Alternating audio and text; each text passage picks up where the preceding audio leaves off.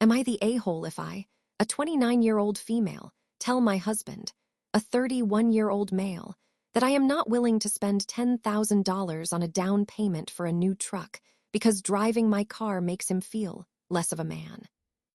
I edited the title to clarify that we are looking at used trucks.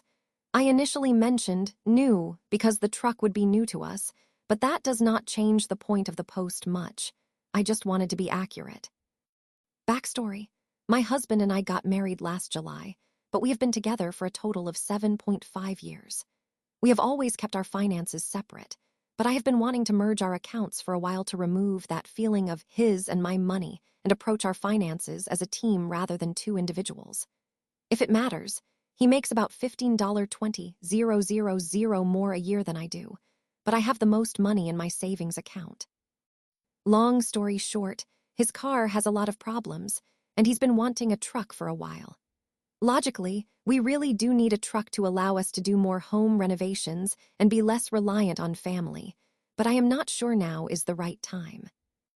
I have asked him if we can set a goal to purchase a truck this summer so we can focus on saving up for a good down payment to lower our monthly payments, and so we can remain secure with a nest egg in our bank account. I currently have $13,000 in my account, which includes both my savings and my checking account. He typically has anywhere from $5,000 to $7,000 in his account. While I have kept my spending more frugal, he, to be fair, has spent more money on our home and daily needs, as I work remotely, whereas he works in person, so it is easier for him to grab last-minute items throughout the week. I want to make sure I am not making him look like he is being selfish. That is not the case, but I do think he is being immature. He asked me if we can go look at a $39,000 truck this weekend and is asking me to put $10,000 down. Now, do not get me wrong, I am not hoarding my money from him, but I grew up homeless and without basic needs, and I do not ever want to put myself into a position where I am struggling again. We are definitely not poor, but I would feel very insecure dropping my account down by that much when I have been saving this money for years.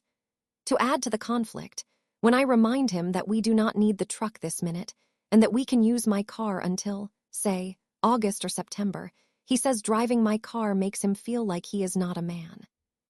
I tried to tell him that there is nothing more manly than a man who puts his family's financial interests before his wants, but he just clams up. He essentially told me that it is obvious I do not think of my bank account as ours, and what I say is apparently the final say. I have tried to have a mature conversation to weigh the pros and cons, but he is legitimately pouting. I am talking no eye contact, monosyllable responses, and not engaging in the discussion. I do not want to have him feeling like his wants are not valid, but how do I get him to see from my perspective? Or if necessary, how do I see from his when he will not give me anything more than, "It is the only truck that meets our requirements within 500 square miles. You have more money than I do, and your car is a lady's car." TLDR: my husband wants me to drop my bank account down to $3,000 so he can have a manly vehicle.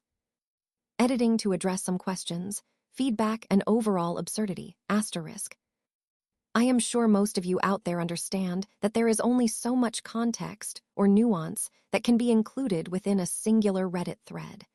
With that in mind, let us try not to judge my husband too harshly.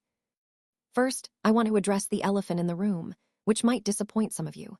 I drive a black 2018 Nissan Sentra, and we call her Bernice. She has excellent gas mileage, is comfortable, spacious enough for a starter family, and is still shiny too. He has no problem whatsoever in the way he is perceived driving the car. It is the fact that it has no torque to it. His current car is a 2016 Subaru WRX, and he has spent the last 8+ years driving it. I cannot lie, I also really enjoy the turbo and the handling, so I understand the disappointment going from that to Bernice. She is a true point A to point B vehicle, no bells or whistles, and always loses in a race. So while I still do not think this is a good enough reason to jump the gun on this truck, it is really not about being in a truck. Piggybacking off of this, I quoted him verbatim on the title. He truly said, "Driving your car makes me feel less of a man," but it is not any deeper than the fact that my car is slow and a bad choice of words on his part. But to play the devil's advocate, I do call my car a she and named her Bernice. So I guess I started the whole gender assignment debacle. He is not a misogynist, and while he was not choosing his words correctly, I do not think his feelings are invalid to an extent. He was in motocross throughout middle and high school, and as soon as he had enough money, he bought a sports bike.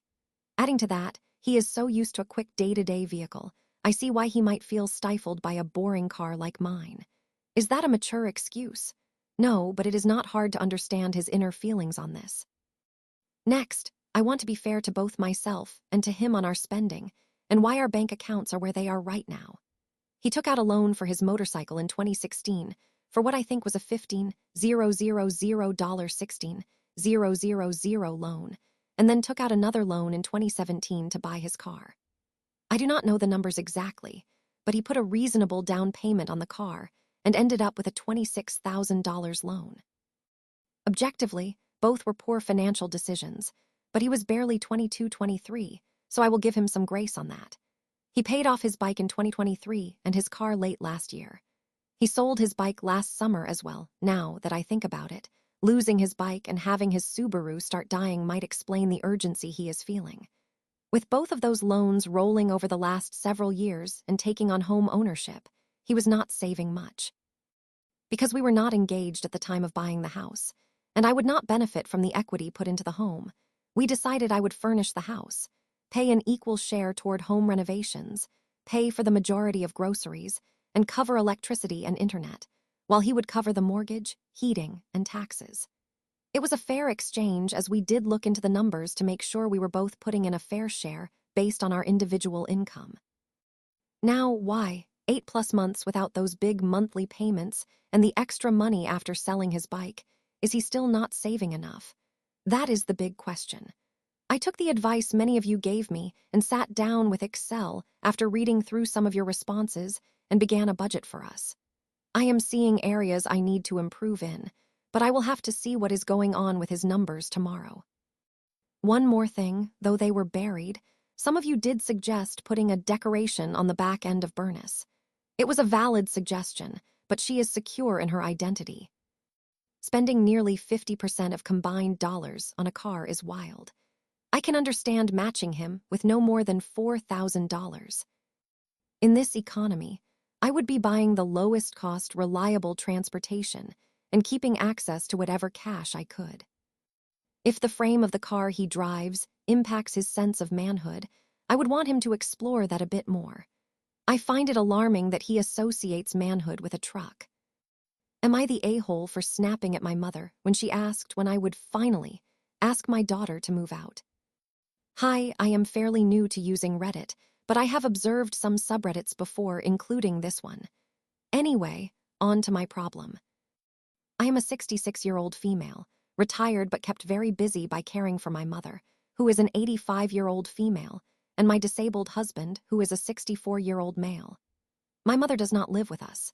She resides in an assisted living facility, where I visit her every few days to check on her and see if she needs anything. During my latest visit, she mentioned that I should finally encourage my daughter, 29-year-old female, let's call her C, to move out. For some context, yes, my daughter does still live with me and my husband due to several factors, including her rather fragile mental health. However, what my mother does not understand is that, despite us being parent and child, we are not living in a traditional parent and child situation. We are more like roommates who also happen to be family, because neither she nor my husband and I could afford places of our own in this economy. We are dependent on C, just as much as she is dependent on us. C holds down a full-time job, which does not pay great, but it is not terrible either. She pays her fair share of rent, utilities, and groceries, does her fair share of chores, and sometimes even takes over some of my chores when she feels that I need a break. I cook on weekdays when C has to work, but C has weekends off, so she takes over cooking duties then. She has a savings account for emergencies. She pays for the family Netflix account, and even spends some of the fun money she has left over every month, which is not much, on little treats for my husband and me. No matter how often I ask her not to spend what little money she has to enjoy life on us. With all of that as background, My mother's comments made me quite angry because C does so much not to be a burden to my husband and me, despite my telling her that I love her and could never see her as a burden. I also fear my mother may have put that thought in her head when I was not around. Meanwhile, all my mother seems to do is demand, demand, demand. She has nurses at her disposal in that assisted living facility and people who do grocery runs for her.